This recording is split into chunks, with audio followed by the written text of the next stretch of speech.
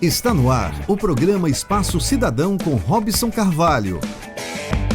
No programa de hoje o assunto é educação. E quando a gente pensa nas políticas públicas de educação, de onde vêm os recursos? Como eles são administrados? Hoje estamos aqui na sede do Fundo Nacional de Desenvolvimento da Educação, o FNDE, para conversar com um dos seus diretores que cuida dessa área de gestão de recursos, que é justamente o André Carvalho. E conosco vai nos dar uma visão geral do que é o FNDE, como é que ele materializa as políticas públicas de educação, fazendo com que esse recurso chegue lá na escola dos municípios mais distantes do Brasil, dos estados e também nas ações do governo federal. Seja bem-vindo, André Carvalho, ao nosso Espaço Cidadão. É uma honra estar participando aqui, Robson. Agradecer ao convite seu e da sua produção, poder conversar com o cidadão brasileiro, até porque a função do servidor público é servir ao público, né? Então, poder dar essa transparência, conversar e até mesmo, para muitos, explicar como funciona o FNDE e como é que, muitas vezes, aquele programa ele consegue ser executado de verdade, é uma alegria para a gente. A função da gente é poder deixar tudo transparente para que todos possam saber como funciona a educação e a máquina educação brasileira. Perfeito. Para quem não sabe, o que é o FNDE? O FNDE, na verdade, temos que pensar o sistema MEC como um todo, porque o MEC é como se fosse um tripé. MEC, Ministério da Educação. Exato, desculpa. O Ministério da Educação, ele é como se fosse um tripé, porque ele tem o MEC, que é quem desenha a política pública educacional. Então, quando se pensa em um programa novo, como, por exemplo, o Pé de Meia, que é um dos mais recentes, o MEC é quem faz esse desenho de como deve ser essa política pública. E, auxiliando ele, vai ter o INEP, que é quem faz a avaliação da política pública. E, por fim, mas não menos importante, tem o FNDE, que é uma autarquia federal. Então, ela tem sua autonomia administrativa e financeira, mas ela serve para trabalhar junto ao MEC, executando as políticas públicas. Então, ela é quem faz a parte de execução financeira e também a assistência técnica dessa execução financeira. Maravilha. E eu gostaria que você pudesse nos dar ideia do tamanho do Fundo Nacional de Desenvolvimento da Educação, né? A capilaridade, onde é que ele chega no Brasil? O FNDE, ele hoje é o órgão que mais tem execução financeira na esplanada. Então, só para você ter uma ideia, o orçamento previsto de execução do FNDE para esse ano, ele ultrapassa os 110 bilhões de reais. Então, aqui temos programas importantes como, por exemplo, o Fundeb, que ele sozinho chega a algo próximo de 60 bilhões por ano, por meio das complementações federais, que é o que pagamos aqui no FNDE. Temos o FIES, temos o PDDE, que é um dinheiro que é pago diretamente em todas as escolas do Brasil que participam do PDDE. Então, só isso aí já temos abarcando mais de 200 mil pessoas. Temos bolsas de estudos, temos a construção de creches, escolas, temos o transporte escolar. Então, assim, todos os programas, desde a creche até mesmo a universidade, passam aqui pelo FNDE.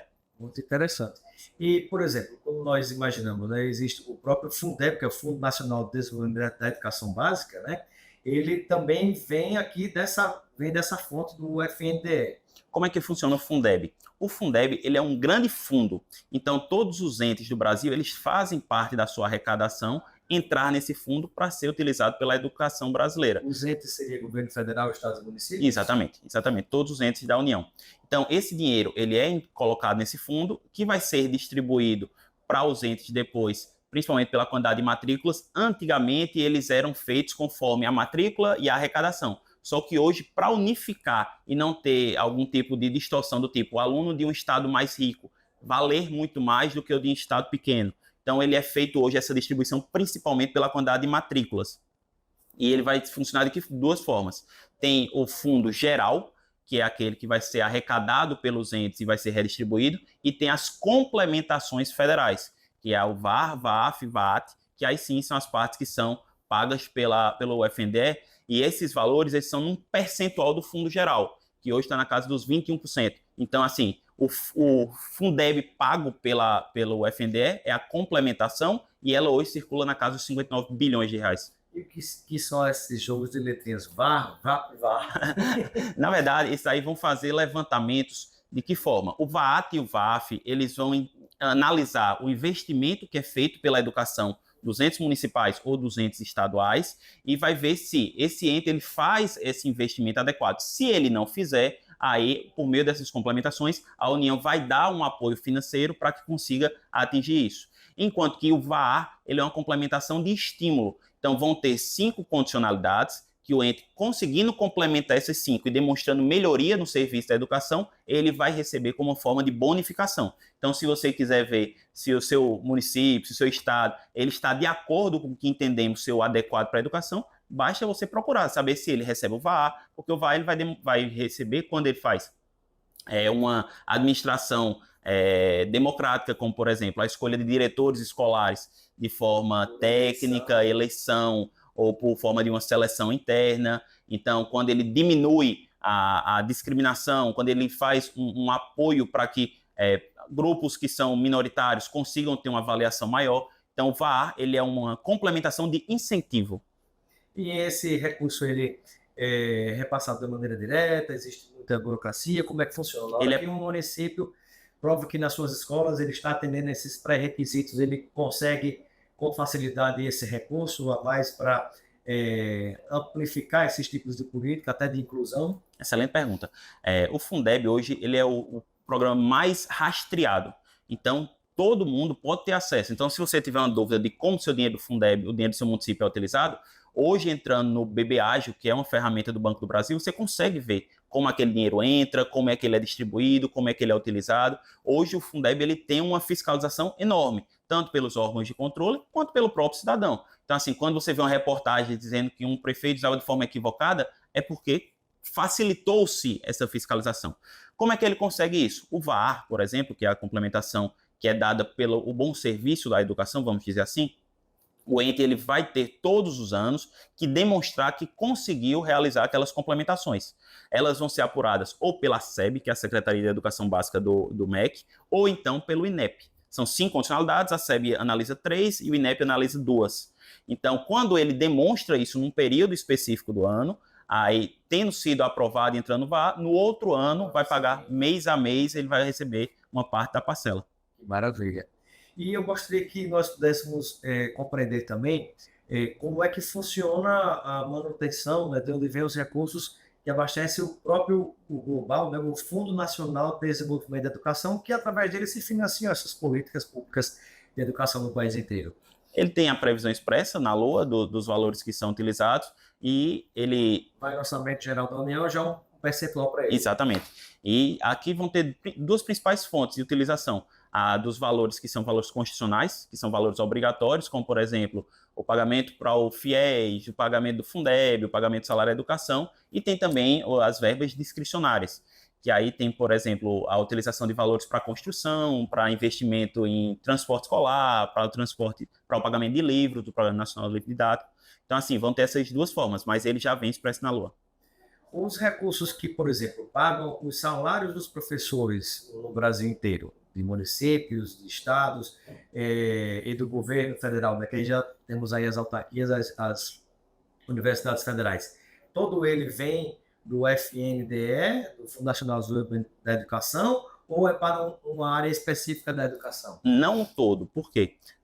Aqui no FNDE a gente não trata diretamente com as universidades federais. Existem algumas... Tem já um orçamento particular. Exato, exatamente. Existem alguns programas que fazem uma interlocução com a Universidade Federal, mas mais para fazer uma parceria. Por exemplo, estou implementando aqui na nossa diretoria a inteligência artificial. Então fizemos um TED com a Universidade Federal de Campina Grande.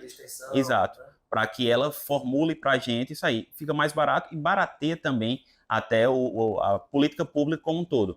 Mas para os entes municipais, estaduais e o Distrito Federal, aí sim, em boa parte, é pago por meio do Fundeb. O Fundeb ele tem uma obrigatoriedade na parte geral de que seja utilizado pelo menos 70%.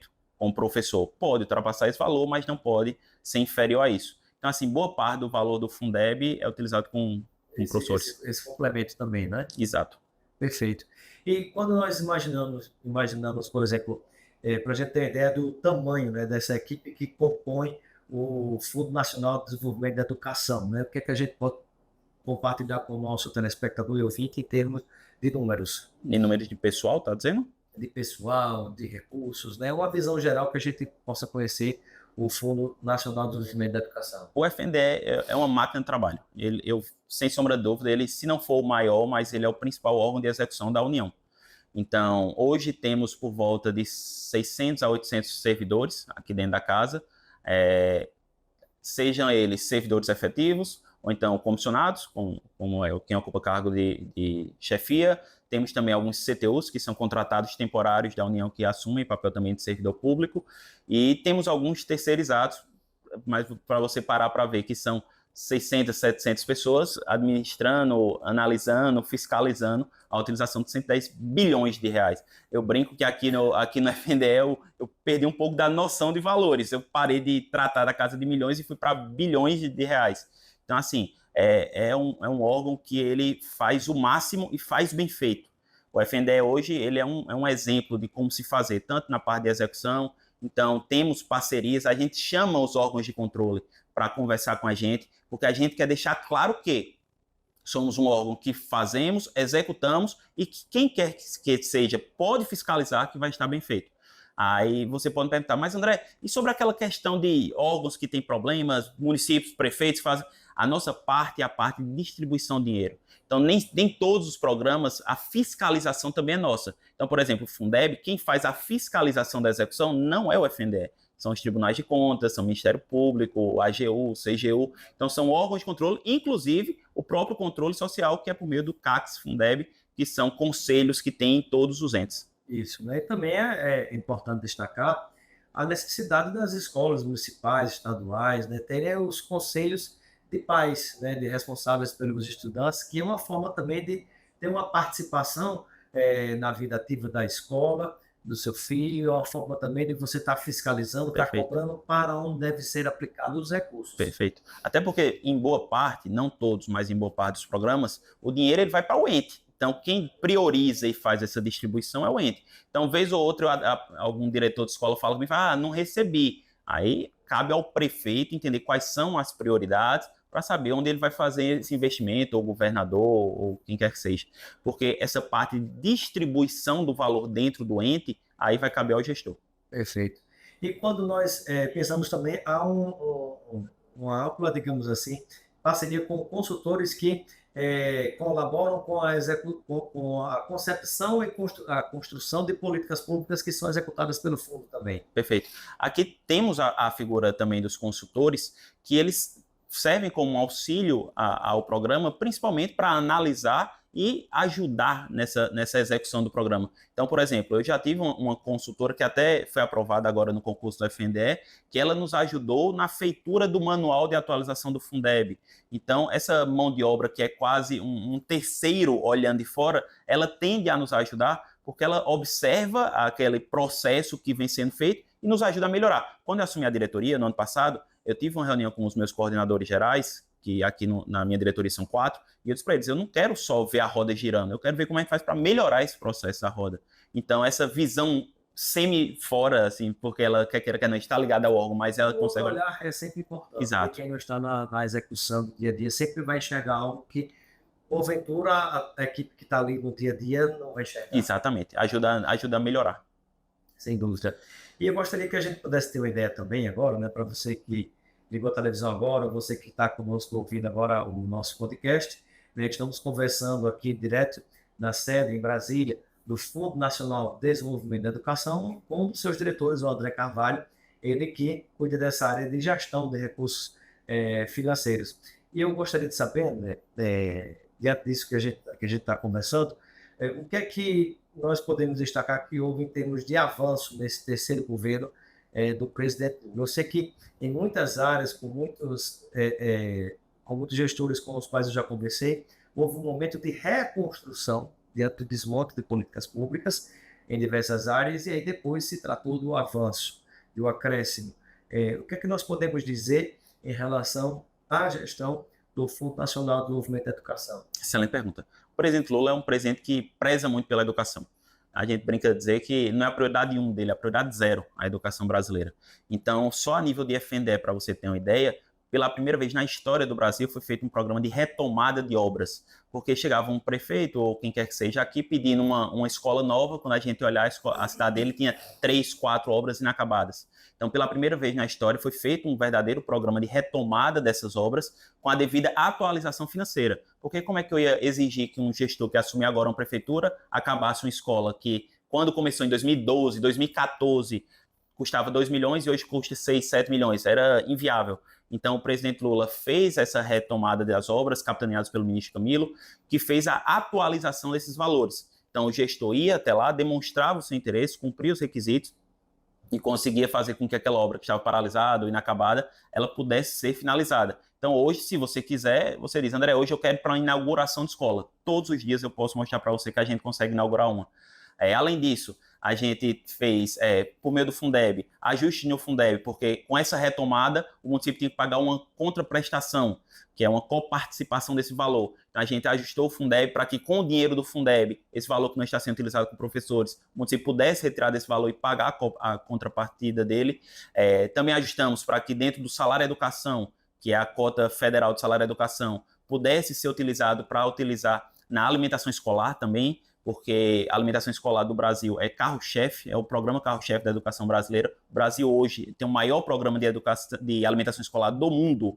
Hoje o Brasil é um exemplo a ser seguido no mundo. E agora o salário da educação ele pode também ser utilizado nisso. Isso é importante também no parêntese, André, porque quem está nos vendo e nos ouvindo nesse momento, que tenha acesso à alimentação de manhã, de tarde, de noite, sem nenhum problema, sem nenhuma dificuldade, não tem certamente a noção Perfeito. do quão é importante esse suporte básico para o ser humano conseguir dar esse passo importante na vida, que é estudar. Né? Perfeito. Com fome você não faz nada. E a alimentação escolar, em muitos casos, não são poucos, o FNDL tem a ideia de fazer o atendimento ativo. Então, assim, não é esperar vir a demanda, é procurar a demanda. E a gente tem um programa muito especial chamado Chegando Junto, que a gente está indo em estados para fazer esse auxílio, e vários são os relatos de crianças que têm aquela alimentação escolar como sendo a única alimentação de qualidade do dia. Tem crianças que guardavam a comidinha na lancheira para levar para o irmãozinho dela, para levar para a mãe dela em casa. E não parou por aí. Fizemos ajustes no FIES. Então, por exemplo, o FIES, em 2017, ele teve uma grande... que financia estudantes da ensino superior. Então, assim, o FIES teve uma grande mudança em 2017 no governo Temer, que fez com que o FIES ele tirasse como se fosse a ideia de afastar o custo da União, trazendo esse custo também para as mantenedoras e para o próprio estudante com contrapartidas, e fizemos ajustes necessários. Hoje, o maior problema do FIES era a evasão. Era o aluno que fazia, por exemplo, uma faculdade de medicina, demonstrando que tinha uma renda mensal de R$2.000, tendo que pagar uma contrapartida de R$3.000. É inviável isso. E ele acabava abandonando o curso na metade com uma dívida de R$300.000 que não ia conseguir pagar. Então, a gente fez um ajuste chamado Compromisso FIES a partir de 2026. Todos os contratos que são com 100%, a mantenedora ela não pode cobrar daquele estudante mais qualquer valor que seja, porque é uma adesão, então ela aderiu ao FIES sabendo que era daquela forma. E o mais impressionante, as mantenedoras estão sendo nossas parceiras nisso. Aqui eu não estou querendo a visão de criminalizar a iniciativa privada, muito pelo contrário, nós convidamos eles para a mesa do debate, apresentamos as melhorias e elas confirmam isso como sendo uma melhoria para o programa, porque a educação ela é base de vários outros serviços. Então, a ideia da gente é que seja bom para todos. Então, a gente fez o Compromisso FIES. Então, são N mudanças. O pé de meia mesmo, que é a busca de evitar a evasão do estudante na escola. Sabemos que ainda no Brasil tem muitas crianças que precisam trabalhar para ajudar a família. Então, a ideia do governo é não trabalhe não. Foque na escola e a gente auxilia você. Então, é um auxílio muito importante, né, André? Porque às vezes alguém pode imaginar, mas é um recurso pequeno. Mas para quem não tem nada, é muita coisa. Às vezes tem pessoa que passa o dia no semáforo para arrecadar isso que o governo federal está ajudando. Ou seja, é um investimento na educação e que daqui a poucos anos ele vai trazer os resultados. Perfeito. Então, assim, o governo Lula ele é muito preocupado com a boa educação. Ele sempre nos cobra muito a melhoria. E o ProUni? O ProUni também é muito importante, porque o ProUni ele abarcaria uma linha que vem financeiramente abaixo do FIES, Porque o FIES, ele é um pagamento que é feito, vou usar um termo equivocado, mas para facilitar o entendimento, é pegar um empréstimo para poder cursar uma faculdade, enquanto que o ProUni é uma bolsa de estudo propriamente dito. Então, aquele dali, o aluno ele não vai ter um custo para fazer o curso da faculdade e não vai sair da faculdade com uma dívida. Então, teoricamente, ele é uma renda inferior ao FIES, que não teria condição de arcar com esses valores do FIES, e a União arcaria por completo com esse custo. De acordo, por exemplo, com a nota que ele tirou no Enem. Exato, né? Exato. O FIES também. O FIES ele exige também essa nota do Enem. Muito bem. E o que nós poderíamos compartilhar mais em termos de informações, de metas que foram atingidas e até superadas ao longo desse terceiro governo do presidente Lula, né, até agora os idos de 2023, e olhando também para 2025, olhando também para 2026, né? O que a gente apresenta de meta nessa gestão do Fundo Nacional de Desenvolvimento da Educação em termos de avanço nessa área que é tão fundamental? O que é que podemos citar aqui como sendo principal? Eu acho que o principal ponto dessa atual gestão foi realmente a retomada da educação, a retomada das obras da educação. Para você ter uma ideia, eram 5 mil obras que estavam paralisadas no país. A maioria escolas? A maioria escolas, mas também creche. Então, muitas vezes, um gestor vem dizendo, a gente não tem vaga de escola, não tem creche, quando a gente vai ver, tem 2, 3 obras paradas. E com essa vantagem de que a gente fez a retomada proporcionando para eles um valor extremamente corrigido, um valor corrigido para os dias de hoje. E está se efetivando lá na ponta nós sabemos que daqui de Brasília, daqui do Fundo Nacional de Desenvolvimento da Educação, parte, junto com o Ministério da Educação, a política pública, o recurso para execução, e esse recurso está conseguindo chegar na ponta, o prefeito ou os governadores, eles estão realmente fazendo tornar realidade essa política? Na parte do FNDE, temos 3 diretorias finalísticas. A DIGAP, que é uma diretoria focada na parte de infraestrutura, principalmente, então ela vai tomar conta de obras e material. Temos a DIRAI, que ela vai tomar conta da alimentação escolar, o PDD, que eu citei, que é o dinheiro direto na escola, o PENAI, que é a alimentação escolar, e o PENAT, que é o transporte escolar, e tem a DIGEF, que é a minha diretoria, que já falei alguns programas que temos conta. A DIGAP, eu acho que na parte de execução, ela tende a se facilitar, porque é aquela, fez, recebeu. Então, por exemplo, a DIGAP, quando estamos falando de uma obra, a partir do momento que ele faz essa medição da obra, ela recebe esse valor, e hoje não está tendo problema com o pagamento. Como na Caixa Econômica, por exemplo, às vezes você está financiando uma casa que está em construção, né? Ou então alguma obra do Minha Casa Minha Vida, por exemplo, né? Ou uma obra pública, e você executou aquela parte, está aqui o dinheiro, executou outra parte, está aqui o dinheiro. Então isso é muito bom, porque dá mais segurança, né? Não adianta você pagar e você não vê a obra pronta. Exatamente. Né? E hoje a gente não tem problemas com pagamento. Então o ente ele apresentou a medição, ele demonstrou essa medição, com 2, 3 dias depois de ser avaliado, ser aprovada essa medição, o dinheiro já vai estar na conta do ente. E acaba sendo uma execução mais rápida, porque quer queira, quer não, o ente ele vai contratar uma empresa privada que vai precisar desse dinheiro, então ele tem a própria cobrança. Quanto os demais programas, estamos fazendo busca ativa. Então, por exemplo, tem um programa que é maravilhoso, que aqui corre na nossa diretoria, que é o ETI, que é a Escola em Tempo Integral, que é para fomentar, ou seja, para estimular a criação de matrículas para o tempo integral. Porque a escola em tempo integral, ela vai muito além entre aspas, só educação. Ela vai trazer aquele aluno que estava passando o contraturno na rua, onde quer que seja, para ficar dentro da escola, para viver a escola, seja com esporte, com cultura, com lazer, como quer que seja. Então, essa execução, que muitas vezes acabou retardada na sua forma de ser executada por causa de mudança de gestão, já que ela foi iniciada em 2023, a gente, o que é que fez? Fez a busca ativa. Então, a gente fez cursos, chamou os secretários para discutir, para debater, para ver boas utilizações. Então, a gente pegou um município que já tinha executado 80%, 90%, fez, isso aqui é um exemplo de como se faz. O que é que vocês precisam saber? Então, a gente busca hoje fazer essa busca ativa, porque a gente sabe que com mudança de gestão, às vezes o gestor entra, vê um dinheiro parado em conta, não sabe do que é, tem medo de usar, sabe que hoje em dia o Tribunal de Contas, o Ministério Público está fiscalização forte. Então, a gente busca fazer com que o ente entenda o que ele pode fazer. E para o governo, a não execução é algo ruim, porque demonstra que aquela política precisa de alguma forma de melhoria. Então a gente vem buscando, e a presidente Fernanda, ela é muito boa nisso, ela não para, é ligada no 220 o dia inteiro, ela nos cobra muito que a gente busque agilizar essa execução, para que a gente auxilie, para que o ente porque hoje o problema do Brasil não é falta de dinheiro, é a boa gestão, é entender como fazer aquele dinheiro ser bem utilizado. Sem dúvida. Bom, estamos próximos de chegar ao fim da nossa entrevista com um dos diretores do Fundo Nacional de Desenvolvimento da Educação, André Carvalho.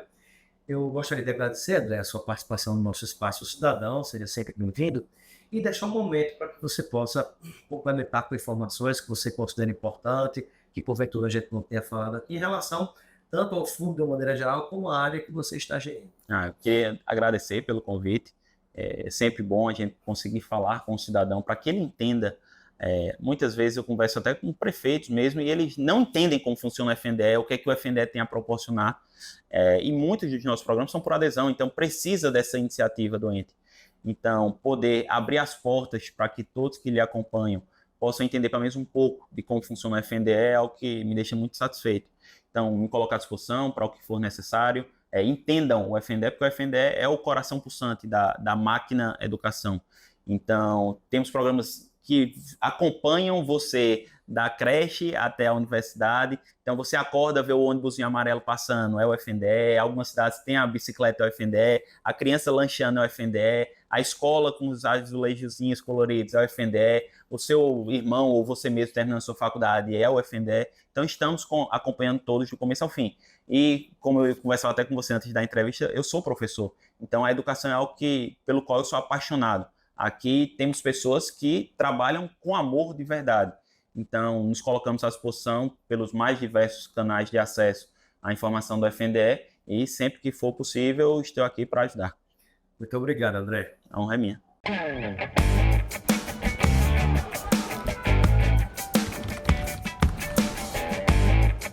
Você ouviu o Espaço Cidadão com Robson Carvalho.